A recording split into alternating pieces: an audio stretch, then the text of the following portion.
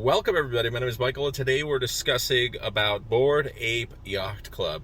These were those monkey NFTs that were sometimes hundreds of Ethereum in value. That's quite a bit of money, especially considering back then everything was worth even more, so you'd be spending hundreds of thousands of dollars, even over $1 million on an NFT, which in many cases makes sense if it's something absolutely crazy from a really valuable artist. But all of these pieces were overhyped, a lot of them. And in many cases, this is very controversial because some people say that the gamblers are the ones who are giving out the loans, while others say the ones who were putting up their NFTs were the gamblers themselves. However, in this case, I would agree that anybody who loaned out their NFT for 40%, they would take a 40% loan. So if you got 70 Ethereum for your Bored Ape Yacht Club NFT, the lenders would take the NFT as collateral if you didn't pay back. Now, what's interesting is this would hedge the bets, considering with everything falling down, your Bored Ape Yacht Club NFT will also fall down in value. And in many cases, a lot of these guys who took out loans, which accounts to over $5.3 million right now, they're very close to liquidation. So the lenders are approaching a point where they might be losing some money if everything continues to fall down, because they're going to be stuck with a bunch of Bored Ape Yacht Club NFTs that maybe might go back up in value in the future. Maybe they won't, and at that point they don't have any money, while all the people who essentially sold their NFTs, yes, for 40% of the value, they could have sold it for a lot more. They got 70 Ethereum. They could have gotten well more than that. However, they were investing. They were taking risks by holding these NFTs. In this case, they got a payout of 40%, and if everything went well, they would pay back the loan, and they'd make a lot more money. Maybe Bored Ape Yacht Club NFTs could go up in value.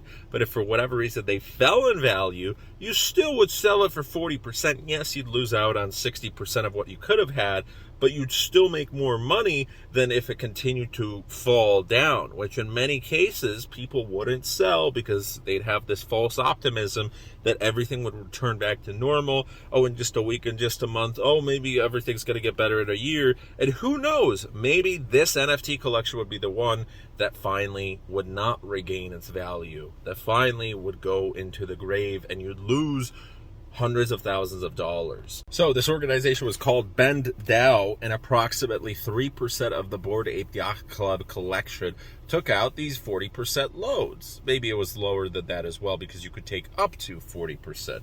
Obviously, the more you took, the higher interest rates you'd be paying.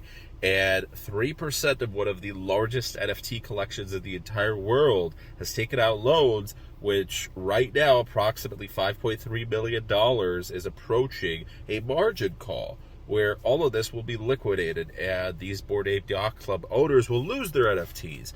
But a lot of people in the comments section have really started to turn against NFTs. In the crypto world, a year ago, there was this massive hype. Now, very few people see the value in these NFTs. They see something that is close to a scam, and they're saying, oh, it's just a JPEG image that's 70 Ethereum. Well, you got 70 Ethereum for it, because otherwise you'd get less than one. And there's two sides to each story, but right now, as the market's turning, yes, Bend DAO might be in trouble, where all of these users, everyone's crying, oh no, they're going to lose money. No, they're going to be fine. They got 40%. However, if they bought the Bored Ape Yacht Club for a lot more than that, well, yeah, they lost money. But they could have lost a lot more, who knows? So this goes more towards the person who invested in them early on, and then they went up, just like Beeples, just like Pox, just like everything else, Xcode or whatever it is.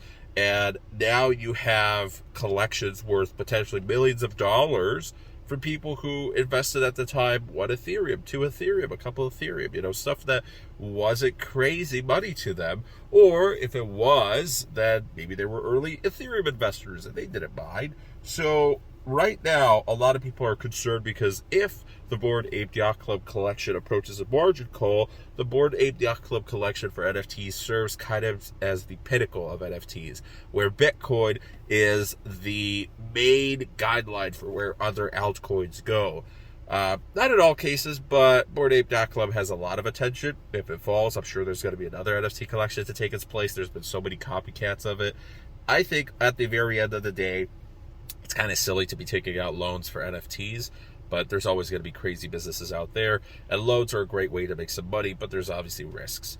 On Reddit, there's a community where you're able to borrow money, and it's very risky, but you're able to make some money. There's always going to be ways to make money, and there's always going to be ways you can capitalize from that. And also, if you need to loan money, well, it is what it is. You got to do it. Maybe you got to pay some bills or debts. That's fine, whatever. However, it's also pretty silly if you're over leveraged, where it is a cause of concern considering what happened to all these exchanges not too long ago with Celsius and these bankruptcies and USD Terra. So it's just something to consider. A lot of NFTs are going to be very risky territory, just like DeFi is. For the average investor, probably not the best idea.